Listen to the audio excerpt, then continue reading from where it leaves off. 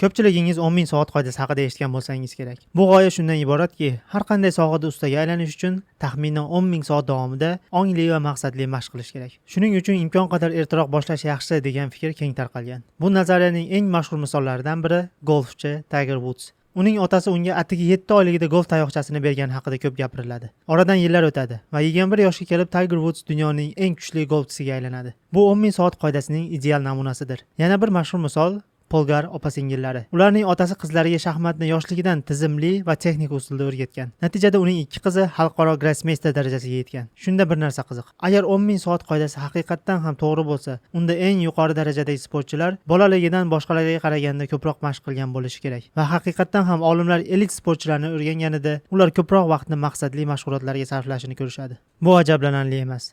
Ammo sportchilarning rivojlanish yo'lini boshidan kuzatgan tadqiqotlar qiziqroq natijani ko'rsatadi. Kelajakda eng yuqori natijalarga erishadigan sportchilar odatda sinab ko'rish davri deb ataladigan bosqichdan o'tadi. Ular turli xil sport turlari bilan shug'ullanadi. Har xil jismoniy faoliyatlar orqali keng ko'lamli ko'nikmalarni rivojlantiradi va tengdoshlariga qaraganda ancha kechroq ixtisoslashadi. Ammo keyinchalik aynan ular eng yuqori cho'qqiga chiqadi. Bu esa 10 000 soat qoidasiga unchalik mos kelmaydi. Boshqa sohalarga qaraydigan bo'lsak, masalan musiqa. Axir musiqa ham erta ixtisoslashni talab qiladigan tuyuladi. Ammo bu yerda ham o'xshash manzara. Eng muvaffaqiyatli musiqachilar o'rtacha musiqachilardan faqat 3-cholg'u asbobiga o'tganlaridan keyingina ko'proq mashq qila boshlagan. Ular ham avval turli yo'nalishlarni sinab ko'rgan. Hatto biz juda iste'dodli deb bilgan musiqachi man ham shunday bo'lgan. Bu bizni uzoq yillardan beri hayratlantirib kelgan buyuk insonlarning hayot yo'llarini o'rganishga undaydi. Masalan, Duke Ellington.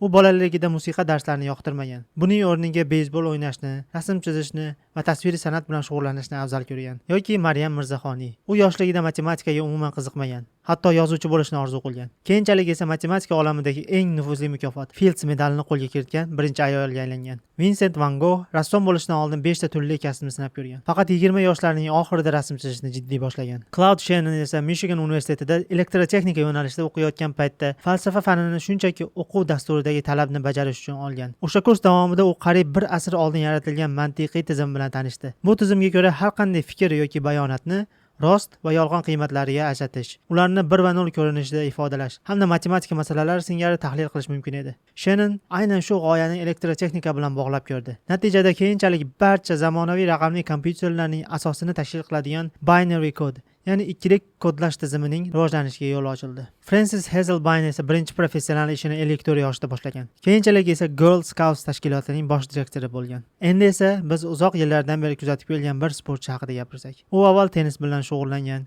keyin chang'i sportini sinab ko'rgan, hatto kurashni ham. Qizig'i uning onasi tennis murabbiyi bo'lgan, ammo u o'g'lini o'zi mashq qildirishdan bosh tortgan. Sababi bola to'plarni odatdagiday qaytarmas edi. Shundan keyin u yana boshqa sport turlarini sinab ko'rgan. Gandbol, voleybol, futbol, badminton, hatto skateboard ham. Xo'sh, bu qadar ko'p narsani sinab ko'rgan sportchi kim edi?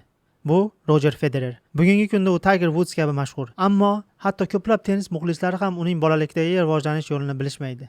Nega? Menimcha bunga ikkita sabab bor. Birinchidan Tiger Woodsning hikoyasi juda dramatik. Ikkinchidan esa u hammamizga yoqadigan oddiy formulani taklif qiladi. Erta boshlang, bir narsaga yopishing, ko'p mashq qiling va muvaffaqiyatga erishing. Ammo aslida golf ko'pchilik insonlar o'rganadigan narsalar uchun juda yomon model hisoblanadi. Psixolog Robin Hogarth bunday faoliyatlarni qulay o'rganish muhiti deb atagan. Bunday muhitda maqsadlar, qoidalar aniq bo'ladi va deyarli o'zgarmaydi. Harakat qilganingiz zahoti tez va aniq fikr mulohaza olasiz. Golf shunday, shaxmat ham shunday. Ammo boshqa bir turdagi muhit ham bor. Bu murakkab o'rganish muhiti. Bu yerda keyingi qadamlar aniq bo'lmasligi mumkin. Qoidalar vaqt o'tishi bilan o'zgaradi. Qilgan ishingiz uchun darhol javob olmasligingiz mumkin. Olsangiz ham u kechikkan yoki noto'g'ri bo'lishi mumkin. O'ylab ko'ring. Bugungi dunyo qaysi muhitga ko'proq o'xshaydi? Aynan mana shu murakkab muhitga. Demak, agar bir sohada ixtisoslashish har doim ham muvaffaqiyat kaliti bo'lmasa, unda yechim nima? Bu haqda gapirish qiyin. Chunki tashqaridan qaraganda bu ko'pincha adashib yurishdek, bir yo'ldan ikkinchisiga o'tishdek ko'rinadi. Hatto ortda qolayotgandek ham tuyulishi mumkin. Ammo texnologik innovatsiyalar bo'yicha tadqiqotlarga qarasak, eng katta ta'sir ko'rsatgan patentlar ko'pincha turli sohalarda ishlagan odamlar ishtirokidagi jamoalar tomonidan yaratilganini ko'ramiz. Ular bir sohadagi g'oyalarni boshqasiga olib o'tadi va aynan shu kombinatsiyalar katta yangiliklarni yuzaga keltiradi. Bunga yaxshi misol Gunpei Yokoi. Maktabda elektronika fanidan unchalik yaxshi natija ko'rsatmagan. Shuning uchun Kyotodagi oddiy o'yin kartalari ishlab chiqaruvchi kompaniyada uskunalarni ta'minlash bilan shug'ullanuvchi ishga joylashgan. Keyinchalik u kalkulyator sanoatidagi texnologiyalarni kredit kartalar sanoatidagi texnologiyalar bilan birlashtiradi. Natijada qo'l telefon o'yin qurilmalarini yaratadi. Bu esa oddiy o'yin kartalari kompaniyasini ulkan o'yin va ko'ngilochar gigantga aylantiradi. Bugun biz uni Nintendo nomi bilan bilamiz.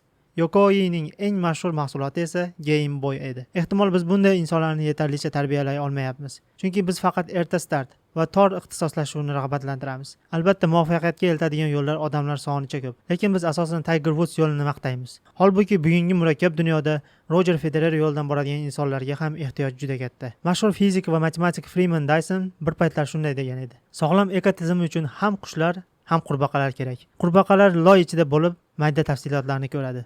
Qushlar esa balanddan uchib, o'sha tafsilotlarni ko'rmaydi, ammo katta manzarani birlashtira oladi va bizga ikkalasi ham kerak. Muammo shundaki, Dysonning aytishicha, biz hammani qurbaqaga aylantirishga harakat qilyapmiz. Menimcha bugungi murakkab dunyoda bu tobora ko'proq qisqa muddatli va xato qarashga aylanib bormoqda.